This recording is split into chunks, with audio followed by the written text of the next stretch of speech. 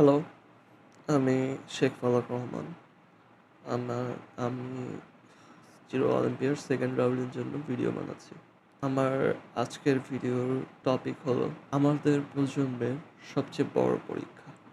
Before starting, I have to say this is my first time trying something like this, so um, yeah, please do not mind my mistakes. পৃথিবী শব্দটা শুনলে আমরা একটি নিরাপদ বাড়ির কথা ভাবি, কিন্তু ধীরে ধীরে সেই বাড়িটা মানুষের জন্য অনিরাপদ হয়ে উঠছে। হিমবাহ গলছে, সমুদ্রের পৃষ্ঠের উচ্চতা বাড়ছে, বন্যা, খরা, ঘূর্ণিঝড় সবকিছু যেন আগের চেয়ে আরো ভয়ঙ্কর হয়ে উঠছে। আর সবচেয়ে ভয়ের বিষয় হলো এই ধ্বংসের পেছনে কোনো প্রাকৃতিক দানব নয়, আছে মানুষ নিজেই। পৃথিবীর স্বাভাবিকভাবেই একটি গ্রিন হাউস ইফেক্ট রয়েছে, যেটার কারণে পৃথিবী জীবনের জন্য উপযুক্ত তাপমাত্রা ধরে রাখতে পারে, কিন্তু মানুষ সেই ভারসাম্য নষ্ট করে ফেলছে। পৃথিবীতে বছরের পর বছর ধরে আমরা কয়লা পুড়িয়েছি, তেল ব্যবহার করেছি, বন কেটেছি, প্রকৃতিকে শুধু ব্যবহারই করেছি। আর আজ পৃথিবী তার মূল্য দিচ্ছে। ক্লাইমেট চেঞ্জ শুধু পরিবেশের সমস্যা নয়, এটি রাজনৈতিক, এটি অর্থনৈতিক, এটি মানবিক সংকট। এই সংকট মোকাবেলার জন্য পৃথিবীর দেশগুলো একসাথে কাজ করার চেষ্টা করছে। তৈরি হয়েছে UNFCCC, United Nations framework convention on climate change.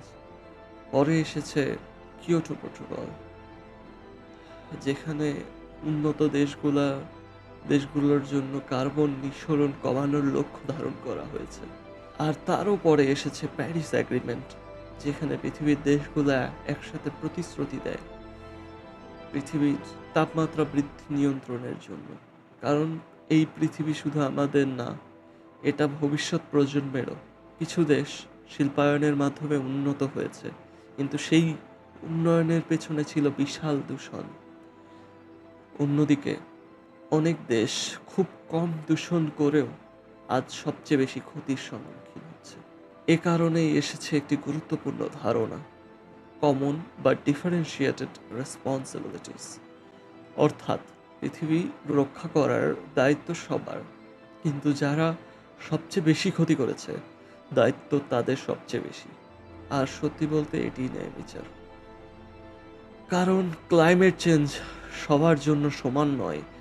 বাংলাদেশের একটি শিশু হয়তো সমুদ্রপৃষ্ঠের উচ্চতার বৃদ্ধির কারণে তার বাড়ি হারাচ্ছে, তার শৈশব হারাচ্ছে, কিন্তু সেই দূষণের বড় অংশ তৈরি হয়েছে পৃথিবীর অন্য প্রান্তে।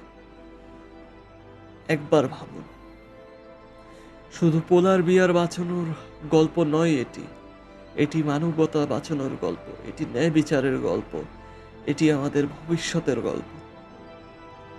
ইতিহাস প্রতিটি জেনারেশনকে একটি কঠিন পরীক্ষার মধ্যে দিয়ে নিয়েছে, আর ক্লাইমেট চেঞ্জ আমাদের জেনারেশনের সবচেয়ে বড় পরীক্ষা। এখন প্রশ্ন একটাই, আমরা কি সেই জেনারেশন হব যারা সব কিছু জেনেও নীরব ছিল, নাকি সেই জেনারেশন যারা পৃথিবীকে বাঁচানোর জন্য দাঁড়িয়েছিল?